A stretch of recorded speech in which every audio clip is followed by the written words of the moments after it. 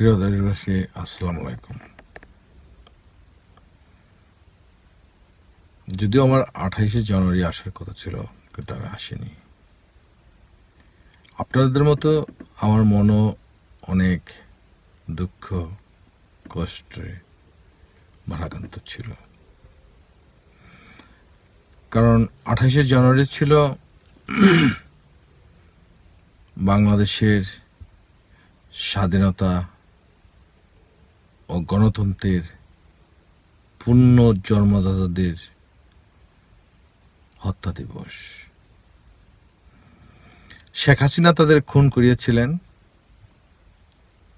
তাকে ক্ষমতায় বহুদিন টিকে থাকার জন্য। যদি ওনাদের হত্যা করা না যেত, তাহলে উনি এতদিন ক্ষমতায় থাকতে পারতেন না। তার অনেকগুলো, আমি কিছু এক্সাম্পল দেব। অনেক অনেক অনেক ধরনের প্রশ্ন করেছেন ইনবক্সে, আমাকে কেউ গালিগালাজ করেছেন। তার মধ্যে জগন্নাথ ইউনিভার্সিটির ছাত্রলীগ রয়েছেন। তো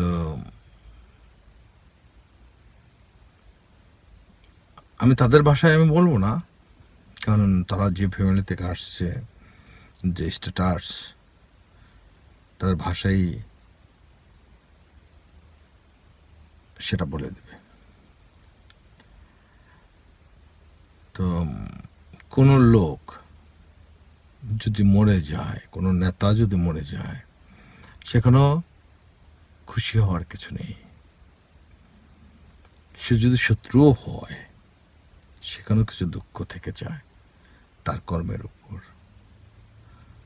আর যদি তার পুরোটাই দেশদ্রোহী ধর্মদ্রোহী হয়, তাহলে সেটা কষ্টকর।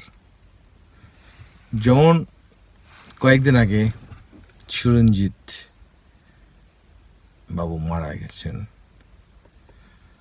তো উনি 90% মুসলমানের ভোটে নির্বাচিত এমপি ছিলেন। ওনার কাজকর্মটাই ছিল মুসলিম বিদ্বেষী, মাদ্রাসা বিদ্বেষী, মসজিদ বিদ্বেষী, মুসলমানদের শত্রু হিসেবে শেষ মুহূর্তে চিহ্নিত হয়েছিলেন। উনি অনেক টাকা চুরি করে ধরা পড়েছিলেন। তারপর সরকারি দলের এমপি হওয়ার তার বিরুদ্ধে কোনো অ্যাকশন হয়নি, দপ্তরবিহীন ছিলেন। আবার তার মৃত্যুর পরে কোনো দলের মহাসচিব যদি তাকে সার্টিফিকেট দেন উনি ভালো লোক ছিলেন, আল্লাহ কি তাকে স্বর্গে নিয়ে যাবেন? আমার তো মনে হয় যে ওই মহাসচিব যে সনদ দেওয়া শুরু করছেন মানুষের মৃত্যুর পর, ওনার একটা লাইন লেগে যাবে স্বর্গে যাওয়ার জন্য পাবলিক।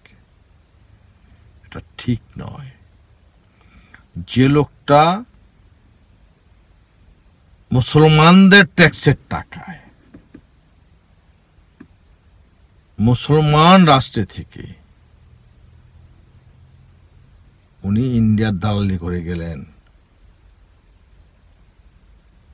এবং শেষ মুহূর্ত পর্যন্ত ইসলাম বিদ্বেষী ছিলেন। উনি মাদ্রাসা বন্ধের পক্ষে ছিলেন, মানুষ যাতে নামাজ পড়তে না যেতে পারে মসজিদ বন্ধের পক্ষে ছিলেন।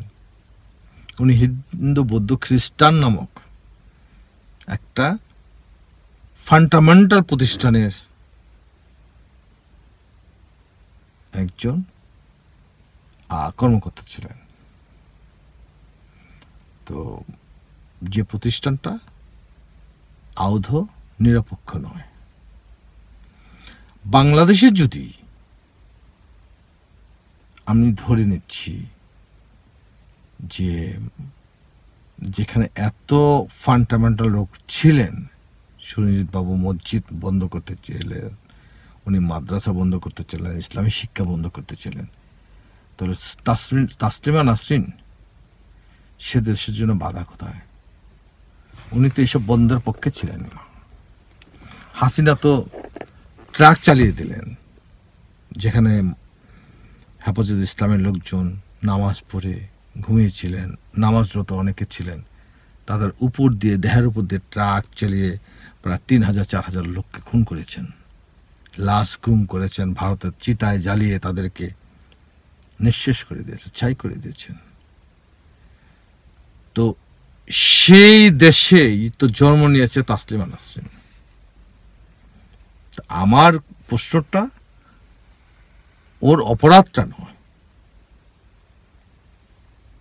আমার কথাটা হচ্ছে যে ও তো ওখানেই জন্ম নিয়েছে, ওই বাংলায়, ওই মাটিতেই জন্ম নিয়েছে।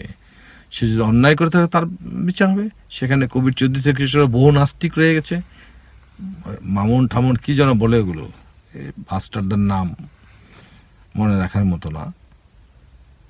তো আবার কি যেন আর একটা মুরগিওয়ালা নাকি যুদ্ধের সময় সে মুরগিওয়ালা রাজাকারদের মুরগি সাপ্লাই দিয়েছে, কেমন তারাও তো এই দেশে মানে কথা বলতেছে।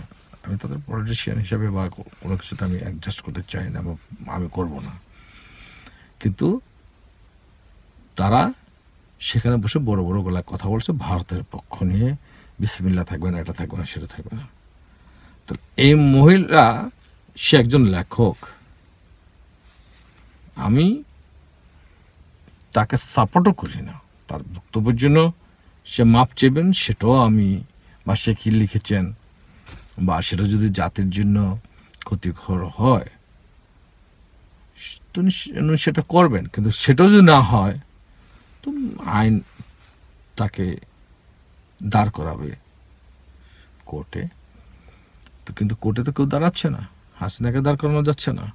তো তাসলিমা নাসরিনের অপরাধ কোথায়? তাকে দেশে নেওয়া হোক।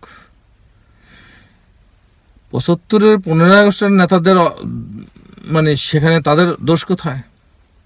পৃথিবীতে অনেক আদালত রয়ে গেছে, বাংলাদেশের আদালত তো ভিন্ন। ওটা তো প্রধানমন্ত্রী কোথায় বা মন্ত্রীদের কোথায়, ওদের কোথায় বিচার হয়।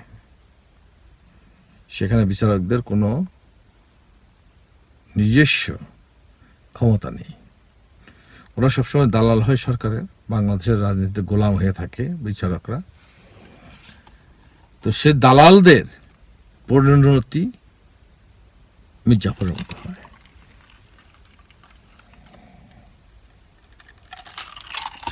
আমি আরেকটা ঘটনা বলতে চাই, যেমন বাংলাদেশের স্বাধীনতার জন্য যারা যুদ্ধ করেছেন,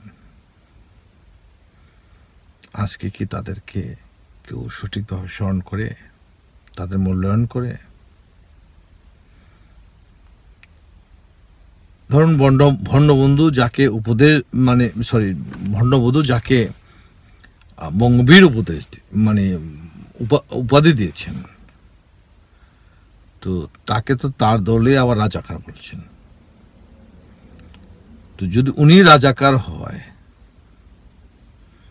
যে ভণ্ডবন্ধুর দেওয়া উপাধি যদি রাজাকার হয়ে যায়, তো ভণ্ডবন্ধু যা করেছেন তার রাজনীতিতে এখানে শেষ। উনি রাজাকারদের ধরে ধরে এনে উনি ওনার ইচ্ছা মতো এক একটা পজিশন বা একটা উপহার বা একটা দায়িত্ব বা তাকে হিরো বানাতে নানান কৌশল ওনার মতো করে করেছিলেন। আজকের রাজনীতিতে সেটা চলে আসছে। আবার ভণ্ডবন্ধু আওয়ামী লীগকে বিলুপ্ত করেছিলেন, সে মৃত্যু আওয়ামী লীগ আবার জীবিত হয়ে বাংলাদেশের মানুষকে শোষণ করছে এবং ভারতের দালালি করছে, বাংলাদেশের মানুষকে ভারতের গোলাম বানিয়ে বাংলাদেশকে লুটে নিঃশেষ করে দিচ্ছে। তো বেনিফিশিয়ারি কারা? ভারত। ভারত এই গোলাম কখনোই পাবে না।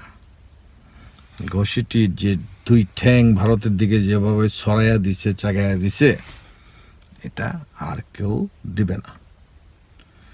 তো ভারতীয় অনেক নেতা বাংলাদেশকে দাবি করে ভারতের অংশ, ওদের স্কুলে যাওয়া দরকার, আবার ফের তাদের স্কুলে ভর্তি হওয়া দরকার, ব্যাক টু স্কুল। স্টুপিড। তারা ইতিহাস পড়েনি, তারা ইতিহাসের ভাষায় কথা বলতে শিখেনি। ওদেরকে শিখাতে হবে।